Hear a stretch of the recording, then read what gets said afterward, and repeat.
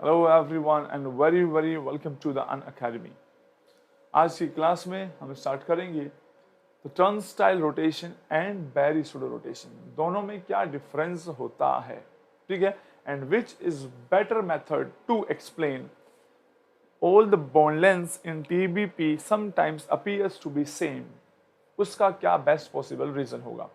तो सब स्टार्ट करने से पहले मैं आप लोगों को बता देता हूं कि right now we are on India's largest learning platform which is Unacademy. Unacademy पर आप लोगों को बहुत सारी लाइव क्लासेस जो है वो मिलती है। यहाँ पर टेस्ट सीरीज भी होती है, जो आपके जो भी कॉन्सेप्ट है उनको बूस्ट करने के लिए some conceptual question will be there in the test series and quiz, right.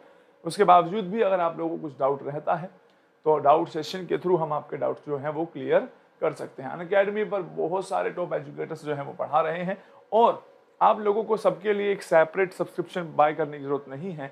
On this platform you can have unlimited access to all the top educators just through one subscription, right. इसके अलावा आप लोग ये भी जानते हैं बेटा कि आपको इन सबको कैसे अप्रोच करना है, क्योंकि अनअकैडमी ओनली यूट्यूब पर नहीं है बल्कि अनअकैडमी ऐप जो है उसमें क्या कोर्सेज हैं और कितने लेक्चर फ्री होते हैं उसका भी थोड़ा सा आइडिया आप लोगों को होना चाहिए। तो सबसे पहले आपको क्या करना है, अनअकैडमी ऐप सर्च करना है प्ले स्टोर पे जाकर, याद रखना लर्निंग ऐप को सर्च करना, देन इंस्टॉल करने के बाद आप लोग अगर मेरी वीडियोस देखना चाहते हैं सारी, तो आपको CSIR UGC नेट वाले सेक्शन में जाना होगा एंड सर्च करना होगा, ठीक है। उसके बाद मैं आपको बताता हूँ वहाँ फ्री लाइव क्लासेस भी होती है जिनको हम स्पेशल क्लासेस कहते हैं। स्पेशल क्लासेस एक तरीके से अनअकैडमी की फ्री क्लासेस हैं जो ऐप के ऊपर होती हैं। तो आप वो सारी वीडियोस तो एक्सेस कर ही सकते हैं। टीचर्स की फ्री लाइव वीडियोस देखने के बाद आप डिसाइड कर सकते हैं किससे कौन सा चैप्टर आप पढ़ना चाहते हैं, राइट। इसके अलावा प्लस कोर्स का मतलब है it is a kind of paid course, right. आप लोगों को उसके लिए बाय करना होगा। अगर आप सब्सक्रिप्शन बाय करते हैं वो आपकी मर्जी है, आप 1 month 2 month 6 month depending upon कि आपके एग्जाम कब है उसके अकॉर्डिंगली बाय कर सकते हैं। जरूरी नहीं है कि अगर मान लीजिए आपका एग्जाम 3 मंथ बाद है तो होल कोर्स का सब्सक्रिप्शन लेने की बात नहीं है। This is the best part, right. ये बात आपको ध्यान रखनी है। अगर आप किसी भी सब्सक्रिप्शन को बाय करते हैं तो आप लोगों से वो प्रोमो कोड मांगेगा और आपको जो प्रोमो कोड यूज करना होगा दैट विल बी APR10। इससे आपको 10% जो है वहां पे डिस्काउंट मिल जाएगा, राइट। तो आप लोग जल्दी से अगर किसी कोर्स को बाय करना चाह रहे हैं तो आप जल्दी उसको बाय कर लीजिए, क्योंकि रिसेंटली ये अपडेट है कि हमारे पास की जो प्राइस है वो थोड़ा सा बढ़ने वाला है। एंड ऑब्वियसली देखिए इतनी सारी टीम मिलकर वर्क करती है तो समटाइम्स जो प्राइस जो है उसमें वेरिएशन होते हैं। तो आप लोग जल्दी से सब्सक्राइब करके रखिए और अपना सब्सक्रिप्शन जो है वो ले लीजिए। ऑल्सो आप जानते हैं आपके पास एक और इंटरेस्टिंग ऑफर लाया है अनअकैडमी कि अगर आप 12 मंथ्स के लिए बाय करते हैं किसी भी कोर्स को तो you will get 1 month free subscription. तो I guess it is a very good opportunity for you people, right. तो अगर आप लोग इस यूट्यूब चैनल पर नए हैं, सबसे पहला काम आपको क्या करना है, इस वक्त अनअकैडमी के इस यूट्यूब चैनल को आप लोगों को सब्सक्राइब कर लेना है and yes press the bell icon so that you do not miss any update. Clear है? चलिए अब स्टार्ट करते हैं। यहाँ से आगे जो भी हमें पढ़ना है एक एक चीज को डिटेल में पढ़ेंगे हम यहाँ से आगे। तो मैंने आपको बताया था आज की क्लास का इंटरेस्टिंग पार्ट ये है, थोड़ा सा इंट्रोडक्शन है कि PF5 की सारी बॉन्ड लेंथ सेम होती है और PCL5 में ऐसा नहीं है। तो उस पर थोड़ा सा हम समझने की कोशिश करते हैं बेटा। तो चलिए सबसे पहले रेडी रहिए, वीडियो को लाइक कर दीजिए, शेयर कर दीजिए सो दैट कि मैक्सिमम आपके जो फ्रेंड्स हैं वो इस वीडियो को देख सकें। बताइए बेटा। Okay let's start. तो सबसे पहली बात तो मैं आप लोगों को बताता हूं, आप लोग जानते हैं अबाउट TBP ज्योमेट्री, राइट। क्या होता है TBP ज्योमेट्री में? TBP ज्योमेट्री तब जनरेट होती है जब सेंट्रल एटम अपने S 3 p orbital PX PY और PZ, ये 3 ऑर्बिटल और एक D ऑर्बिटल को इन्वॉल्व करता है। अब क्वेश्चन है sir we have 5 D orbitals, कौन सा D ऑर्बिटल जो है वो इन्वॉल्व होगा जिससे TBP ज्योमेट्री जनरेट होती है? तो always remember this is DZ square. Chemical bonding में मैंने डिटेल में समझाया भी है कि किस ऑर्बिटल को इन्वॉल्व करने से कौन सी ज्योमेट्री प्रोड्यूस होती है। जैसे कि अगर यहाँ पर dx स्क्वायर minus y square D orbital को इन्वॉल्व करते तो आपके पास जो ज्योमेट्री आती वो स्क्वायर पिरामिडल आती। क्लियर है? तो इसका डिटेल हमने वहां पे पढ़ा है। हम जानते हैं TBP को आप 2 हाइब्रिडेशन का कॉम्बिनेशन समझ सकते हैं, sp2 एंड PD। आप जानते हैं यहाँ पे जो P है, Px और Py आ गए हैं, और ये P और D जो है Pz और dz स्क्वायर है। तो अगर मैं PD बोल रहा हूँ तो अगली बार ध्यान रखेंगे सभी बच्चे कि ये PD मतलब Pz और dz स्क्वायर की बात चल रही है। इसके अलावा आप जानते हैं, देखिए इनको सेपरेटली कैसे समझना है आप लोगों को, आपको इस तरीके से बात लेके चलनी है। sp2 का मतलब क्या होता था कि एक sp2 ऑर्बिटल इस डायरेक्शन में है, एक sp2 इस डायरेक्शन में है, और एक sp2 इस डायरेक्शन में है, और एक sp2 इस डायरेक्शन में है। ये तीन sp2 हाइब्रिड ऑर्बिटल्स हैं। और आप जानते हैं ये तीनों जो हैं वो किस प्लेन में होंगे, तो आंसर है सर ये हैं x एंड y प्लेन में, xy प्लेन में। कैसे पता लगा मुझे इसके बारे में, मैंने आपको पहले भी समझाया है कि px और py अगर इन्वॉल्व होंगे तो xy प्लेन में ही तीनों हाइब्रिड ऑर्बिटल होंगे। py और pz होते तो yz प्लेन में होता, px और pz होता तो xz प्लेन में होता। सीधी सी बात है, जोन से p ऑर्बिटल होंगे उसी प्लेन में लोब्स जनरेट होंगी। तो अगर ये xy प्लेन में है तो समझिए बेटा ध्यान से, if this is the xy plane, ये तीनों किसी एक प्लेन में है xy में, तो इसकी जो परपेंडिकुलर वाली एक्सिस है वो कौन सी होगी, pz होगी। sp2 हाइब्रिड ऑर्बिटल पे भी मैंने बताया था कि ये जो एक्सिस बची हुई है this is your z axis, right. तो z एक्सिस को मैं अलग से समझा देता हूं।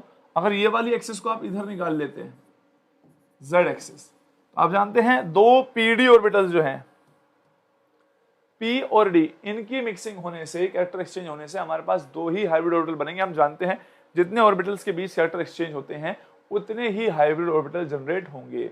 तो एक PD ऑर्बिटल जो है बेटा वो इस तरफ होगा और दूसरा इस तरफ होगा।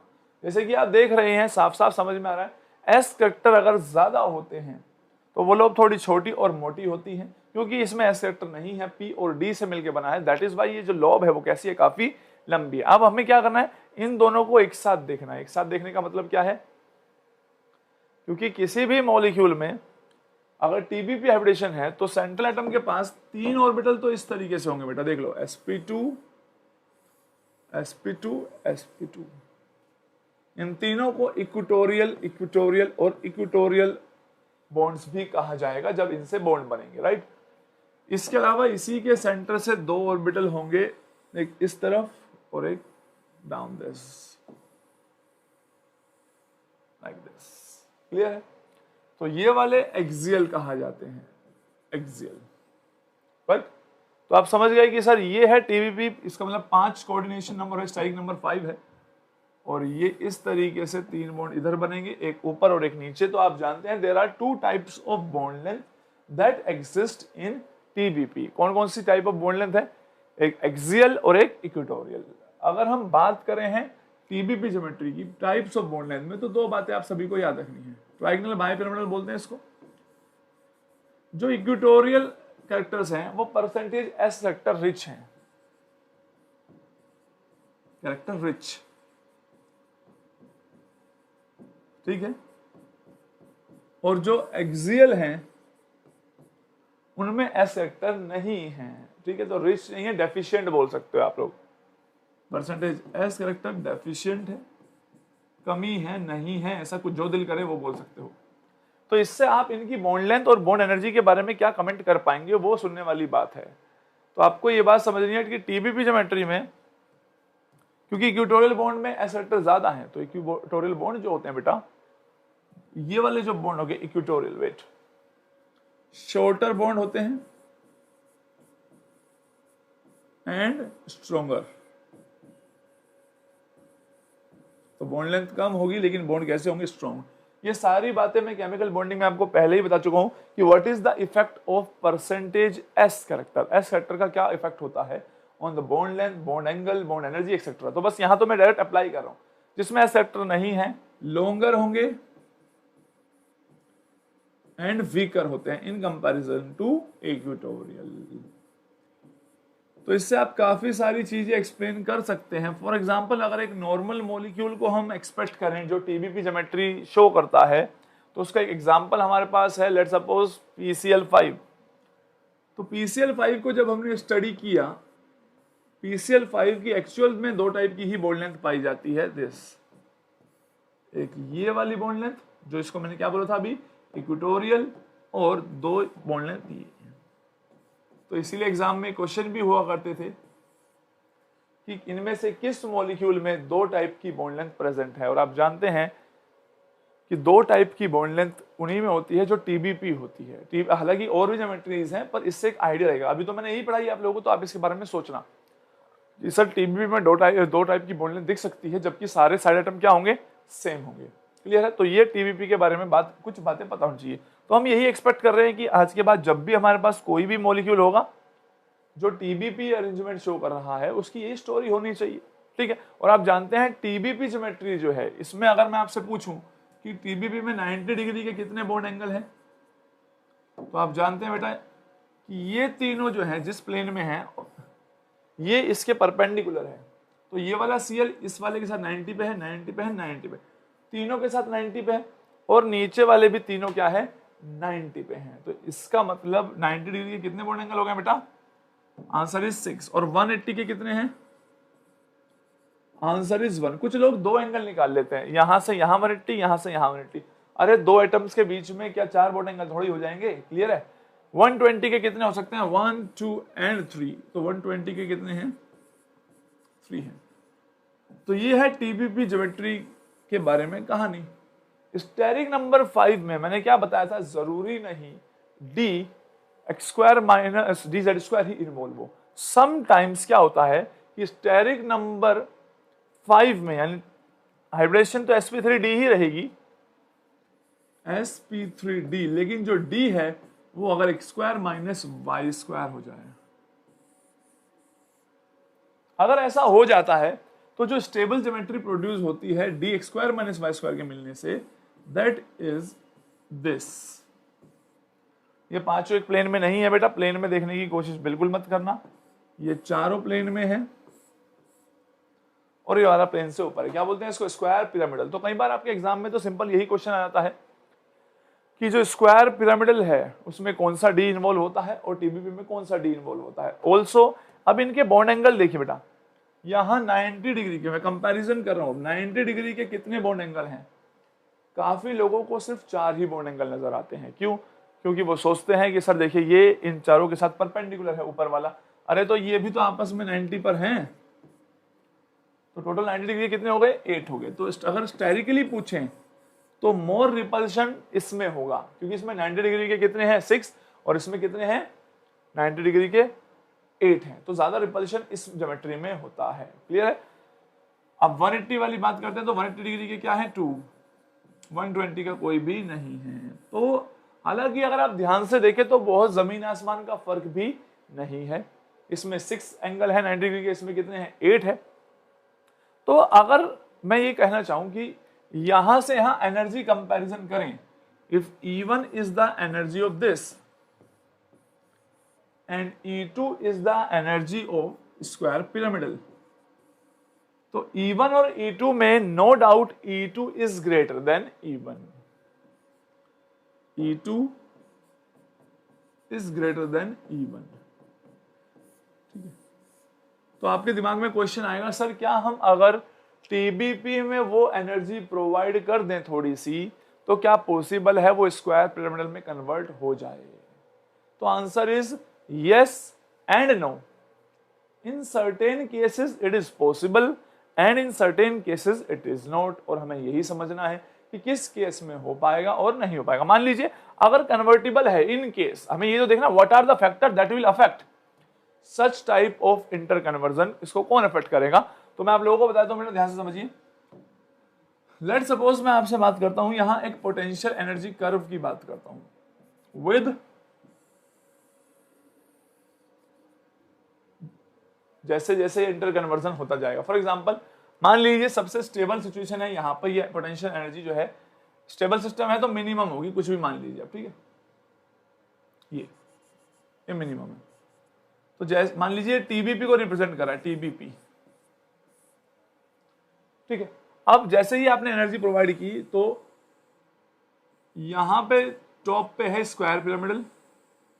टीबीपी अगर इंटर कन्वर्जन हो रहा है तो कुछ इस टाइप का पोटेंशियल एनर्जी प्रोफाइल डायग्राम इसका बनेगा। हर बार जो मिनिमा है वहां पे टीबीपी है और फिर square pyramidal, then TBP and then square pyramidal. तो आपसे ऐसे क्वेश्चन भी हो सकते हैं बेटा कि अगर टीबीपी स्क्वायर पिरामिडल आपस में इंटर कन्वर्ट होते हैं, इसका एनर्जी पोटेंशियल एनर्जी कर्व देके पूछ लें कि यहाँ पे जो आपके पास जो इंटर कन्वर्जन हाईएस्ट एनर्जी पे जो भी ज्योमेट्री प्रोड्यूस हो रही है उसमें कौन सा डी ऑर्बिटल इन्वॉल्व है, या फिर जो मिनिमा है वहां पे कौन सा डी ऑर्बिटल इन्वॉल्व है। तो आप जानते हैं यहाँ पर स्क्वायर पिरामिडल है तो d square minus y square, यहाँ पे डी जेड स्क्वायर। तो आप जानते हैं कि अगर ये एनर्जी आप प्रोवाइड कर देंगे तो वो स्क्वायर पिरामिडल में कन्वर्ट हो सकता है। ठीक है, तो इस एनर्जी का ही गेम है कि ये एनर्जी एक्चुअल में अवेलेबल होगी या नहीं होगी।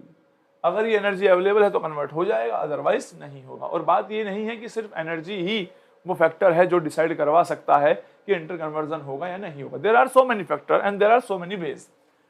अनअकैडमी ऐप पर मेरा एक लेक्चर है turnstile rotation versus Berry pseudo rotation. उसको कोई भी बच्चा मिस करना अफोर्ड नहीं कर सकता है, स्पेशली अगर आप ग्रेजुएशन और पोस्ट ग्रेजुएशन के बच्चे हैं तो आप लोगों को वो लेक्चर देखना ही है, क्योंकि वहां मैंने मॉलिक्यूल्स को with the help of their 19F NMR data के साथ एक्सप्लेन किया है। तो आप जानते हैं बैरी-स्टोडो रोटेशन बिना डेटा के एक्सप्लेन करना तो बहुत आसान है, लेकिन एक्चुअल केमिस्ट्री जो बच्चा सीखना चाहता है वो अनअकैडमी ऐप पे जरूर जाए। लिंक हो सकता है इसी वीडियो के में प्रोफाइल लिंक मेरी मिल जाएगी, फॉलो करके रखिए एंड देन वहां पे सर्च करेंगे आप टर्नस्टाइल वर्सेस बैरी-स्टोडो रोटेशन। काफी बच्चों ने तो टर्नस्टाइल रोटेशन सुनी भी नहीं होगी। कुछ नए टर्म्स है, पिवोट ग्रुप्स क्या होते हैं, और उनसे एग्जाम में क्वेश्चन आने के चांसेस हमेशा बने रहते हैं। चलिए इसको थोड़ा सा आगे बढ़ाते हैं। यानी कि टीबीपी स्क्वायर पिरामिडल में दो तरीके से कन्वर्ट हो सकती है। देयर आर टू रोटेशन जिसके थ्रू ये काम हो सकता है। First rotation is known as Barry-Pseudo rotation.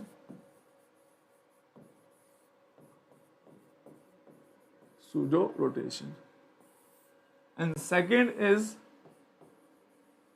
turnstile rotation.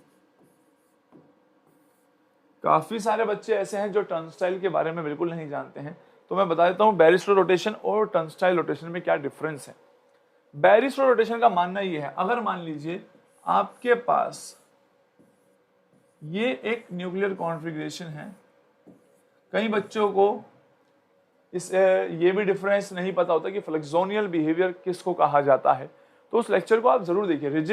Rigid and non rigid molecule समझा है, कब किस केस में फ्लेक्सोनैलिटी आती है, कहा जाता है, उसको जरूर सारे पॉइंट्स नोट डाउन कर लेना। तो आप जानते हैं ये TBP1 है, ये मान लीजिए this is the TBP1 nuclear configuration. Berry pseudo rotation का मानना ये है कि होता ये है कि ये वाला एटम अपनी पोजीशन पे अगर रहे, इसको नहीं मिक्स शिफ्ट करना। ये एक्सियल पोजीशन है A1, ये एक्सियल पोजीशन है A2, ये इक्वेटोरियल पोजीशन है E1, ये है E2। बैरी-स्टोडो रोटेशन का मानना ये है it is a 2-for-2 exchange, 2-2 exchange बोल सकते हैं आप इसको, कि दो एक्सियल दो इक्वेटोरियल के साथ पोजीशन एक्सचेंज कर रहे हैं। 1-1 एक्सचेंज क्या होता है, अगर एक एक्सियल और एक ही इक्वेटोरियल कर रहा हो, फिर दूसरा एक्सियल दूसरा इक्वेटोरियल कर रहा हो, दिस इज 1-1 एक्सचेंज। लेकिन बैरी-स्टोडो रोटेशन किस टाइप का एग्जांपल है, 2-2 एक्सचेंज, और टर्नस्टाइल भी 2-2 एक्सचेंज का ही एग्जांपल है। देखिए अब होगा क्या, ये E1 इसको अप्रोच करना चाहेगा, ये एक दूसरे की पोजीशन बदलना चाह रहे हैं आप एक दूसरे के साथ, तो हो क्या रहा है कि इंटर कन्वर्जन हो रहा है एक्सियल और इक्वेटोरियल बॉन्ड का। क्लियर है, तो होगा क्या, बीच में ये वाला रेड वाला एटम तो अपनी जगह भाई, ये शांत है, खुश है, इसको मूव करने की जरूरत नहीं है। लेकिन जो बाकी हैं उसमें क्या हो रहा है, ध्यान से देखिए, ये A1 थोड़ा सा इस तरीके से आया होगा, ये E1 थोड़ा सा ऊपर आ गया होगा, ये A2 थोड़ा सा इधर आया होगा, और ये E2 थोड़ा सा इसकी पोजीशन को ऑक्यूपाई करने की कोशिश कर रहा होगा। आप लिख सकते हैं this is A1, this is E1, this is E2, this is A2। तो अगर आप ध्यान से ऑब्जर्व करें तो आपको कैसी ज्योमेट्री बनती हुई नजर आ रही है, आपको स्क्वायर पिरामिडल सा कुछ बनता हुआ नजर आ रहा है। क्लियर है, और अगर रोटेशन कंप्लीट हो जाए तो आप कहां पहुंच गए, आप पहुंच गए एक ऐसी सिचुएशन में, ये तो अपनी जगह ही है। अब यहां पे आ जाएगा आपका E1, यहां पे E2, यहां पे A1, यहां पे A2, this is the TBP2। अगर सारे ग्रुप सेम है तो कोई डिफरेंस नहीं। इसका मतलब आपने समझा, बैरी-स्टोडो रोटेशन में TBP स्क्वायर पिरामिडल में कन्वर्ट होती है, which further converts into TBP। तो ये जो मैंने आपको एनर्जी डायग्राम बनाया था वो मैंने बैरी-स्टोडो रोटेशन के अकॉर्डिंगली ही बताया था, क्योंकि Berry pseudo rotation is energetically more favourable है, और ऑल्सो बैरिस्टो रोटेशन सही एक्सप्लेनेशन देता है in comparison to turnstile rotation, ठीक है।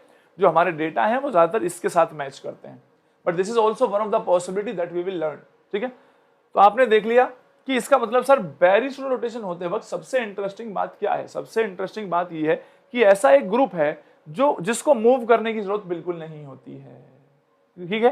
तो यानी कि ऐसे ही ग्रुप को जो मूव नहीं करता है is known as pivot group, pivot group. तो अगर आपको पेपर में आ जाए कि पीवोट ग्रुप कौन सा होता है तो आप बता सकते हैं सर जो मूव नहीं करता है ड्यूरिंग बैरिस्टो रोटेशन। लेकिन आपको यह भी समझना है कि अगर आपको कोई मॉलिक्यूल दे दिया जाए, मान लीजिए मैं कहूं PClF4, तो पीवोट ग्रुप की तरह कौन एक्ट करेगा, Cl और फ्लोरीन। आप जानते हैं more electronegative element axial position को ऑक्यूपाई करना चाहता है। पीवोट वाला वो होगा जिसकी इक्वेटोरियल को ऑक्यूपाई करने की ज्यादा इच्छा होगी या स्टेबिलिटी रहेगी। तो जो लेस इलेक्ट्रोनेगेटिव है वो पीवोट पोजीशन को ऑक्यूपाई करना चाहता है। तो ऐसे सारे एग्जांपल जो है मैंने क्लास में एक एक करके डिस्कस किए हैं। टर्नस्टाइल रोटेशन से वो क्लास स्टार्ट हो रही है ऑन अनअकैडमी ऐप। आप जाइए, सभी बच्चे देखिए कि एक्चुअल में रियलिटी क्या है, क्या ये तरीका सही है या ये तरीका सही है, हम कैसे कंफर्म कर रहे हैं।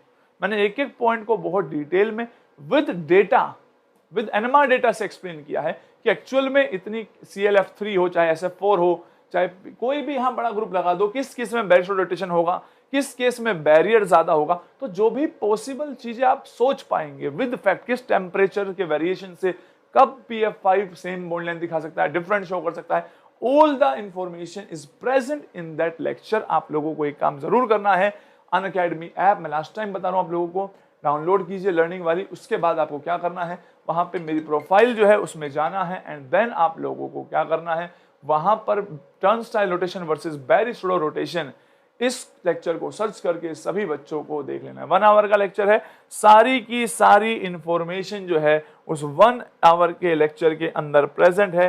तो you just go and watch that video, बहुत काम की चीज है बेटा, ठीक है। देखिए सभी लोग,